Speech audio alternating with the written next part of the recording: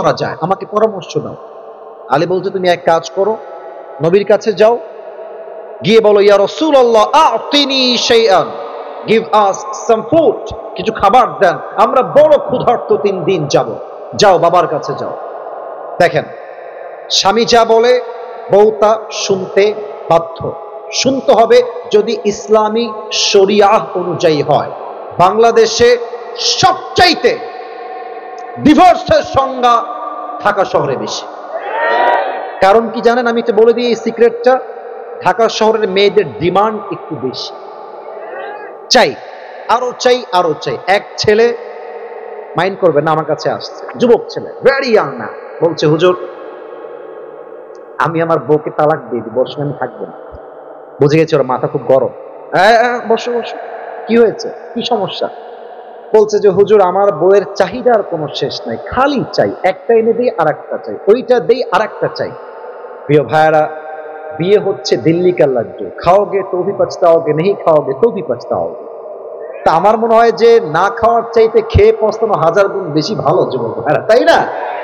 তো আমি বললাম ভাই কেন, কি সমস্যা, আর কি কি বলে বলেন তো দেখি। তো বলছে হুজুর সেদিন আমার কাছে এসেছে, বলছে জান তুমি কি জানো আমার অমুক বান্ধবীর জামাই থেকে আইফোন 16 প্রো ম্যাক্স দিয়েছে। এর মানে কি? মেয়েটা বলতে চাচ্ছে যে ওর জামাই তোকে দিয়েছে, তুমি আমাকে কবে দিবা? মেয়েদের এই ডিমান্ডের জন্য হাজার হাজার স্বামী ঢাকা শহরে হারাম ইনকাম করতে বাধ্য হয় গাজীপুরের ভাড়া, ঠিক না? ফাতেমার দিকে তাকান, ফাতেমা নবীর কাছে আসছে, এসেই দরজায় নক দিয়েছে। নবীজির স্বভাব, নবী নিজে আসতেন, গেট খুলতেন, ফাতেমাকে নিজেই ঘরে নিয়ে আসতেন। নবীজি গেট খুলেই ফাতেমার চেহারা দেখেই বুঝে গেছেন ফাতেমা ইজ ডিপ্রেসড, সে হতাশ, কোন একটা সমস্যা এসে পড়ে গেছে। নবীজি মেয়ের হাত ধরলেন, চুপ করে ধরে বাসায় নিয়ে খাটের উপরে বসালেন, বললেন মা বলো তোমার কি হয়েছে? ফাতেমা মাথা নিচুর দিকে দিয়ে বলছে আব্বাজান আ'তিনি শাইআন, কিছু খাবার দেন, 3 দিন যাবৎ বড্ড ক্ষুধার্ত আমরা। নবীজি বুঝে গেছেন আমার মেয়ে ক্ষুধার্ত, ধৈর্যের পরীক্ষা নেওয়া লাগে। বলছে আচ্ছা মা টেনশন নাই, খাবার দিব, নট আ বিগ ডিল, তবে তোমাকে আমি 2টা অপশন দিব, তুমি কোনটা চুজ করবা, the decision is totally yours, সিদ্ধান্ত তোমার মা। 2টা অপশন শোনো, এক তোমাকে আমি 5টা বকরি দিব, আর এক হলো তোমাকে আমি 5টা দোয়া শিখাই দিব, which option you want to select, তুমি কোনটা নিতে চাও? ফাতেমা বুঝে গেছে আমার আব্বাজান আমাকে ধৈর্যের পরীক্ষা নিচ্ছেন। বলছে আব্বাজান 5টা বকরির দরকার নাই, 5টা দোয়া শিখাই দিলে আমি ফাতেমা খুশি মনে বাসায় ফিরে যাব। নবীজি বলছেন এই তো আমার মেয়ে ধৈর্যের পরীক্ষায় পাস করেছে, সুবহানাল্লাহ। আল্লাহর হাবিব দোয়া শেখালেন, আমি আপনাদের সবাইকে শেখাতে চাই। আমি জানি এটা মুখস্থ হবে না, অনেক মিডিয়ার ভাইরা আজকে এসেছে, কাউকে আমি চিনিও না, আপলোড দিয়ে দিবে কালকে, মুখস্থ করে নেবেন। সবাই পড়েন আমার সাথে গাজীপুরের সাউন্ডে, ইয়া আউয়ালাল আউয়ালিন। আপনারা খুবই সুন্দর সাউন্ডে কথা বলেন, মাশাআল্লাহ। ভাইরা আপনারাও বলেন ইয়া আউয়ালাল আউয়ালিন, ইয়া আখিরাল আখিরিন, ইয়া যাল কুওয়াতিল মাতিন, ইয়া রাহিমাল মাসাকিন, ইয়া আরহামার রাহিমিন। শেষ শব্দের দোয়া অনেক সহজ, তো আমি সবার থেকে লাউডলি শুনতে চাই, ইয়া আরহামার রাহিমিন। যাও ফাতেমা, গিয়ে এই আমলটা করার চেষ্টা করো। ফাতেমা বাসায় ফিরে আসছে, তো আলী গেটের কাছে দাঁড়িয়ে আছে যে ফাতেমা আসবে, হাতে কিছু খাবার থাকবে, আমি নিব, ফাতেমাও খাবে, আমিও খাবো। আলী রাদিয়াল্লাহু তাআলা আনহু দূর থেকে দেখছেন ফাতেমা ফিরে আসছে, বাট হাতে ফাতেমা 2 হাতে কিছুই নাই, 2 হাত ফাঁকা।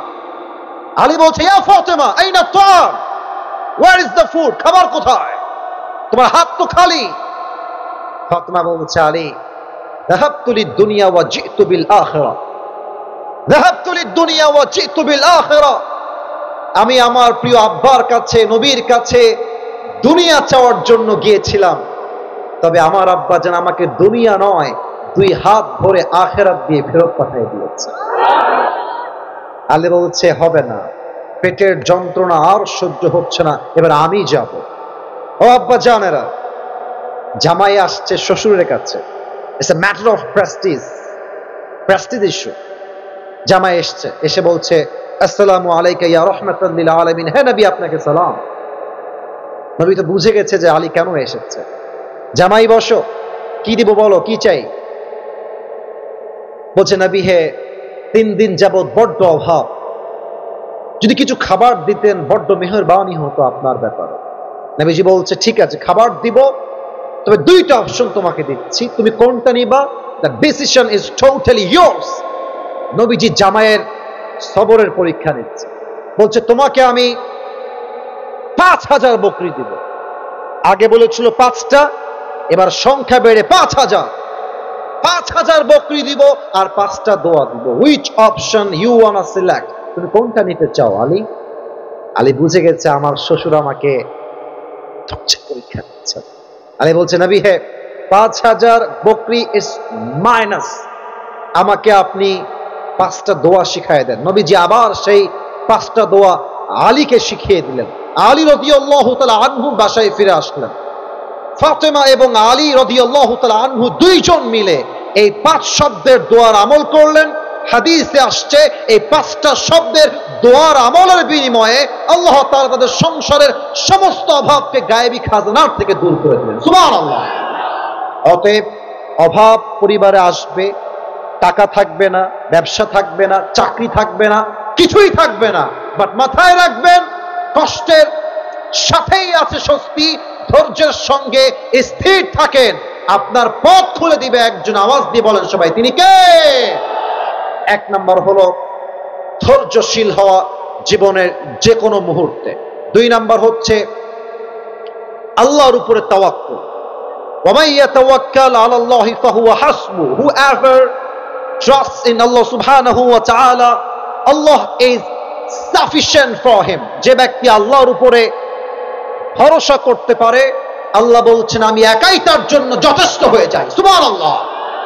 এটা আমার শেষ হাদিস বলছি, এটা বলেই দোয়া করব। তবে একটা প্রবাদ বাক্য আছে, শেষ ভালো যার, আরে ভাই কথা কোন, শেষ ভালো যার সব ভালো তার। এটা আমার শেষ হাদিস। আমাকে give me just 5 minutes, 5 minute সময় দেন।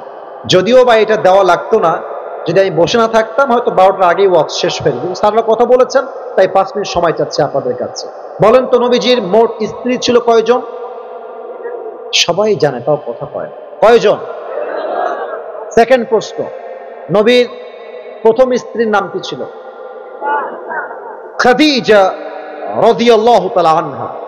আমি এখন জাস্ট একটা হাদিস বলবো, হাদিসের একটা টাইটেল দিচ্ছি, খাদিজার সঙ্গে নবীজির বিয়ে কেমনে হয়েছিল। That is the title of this হাদিস।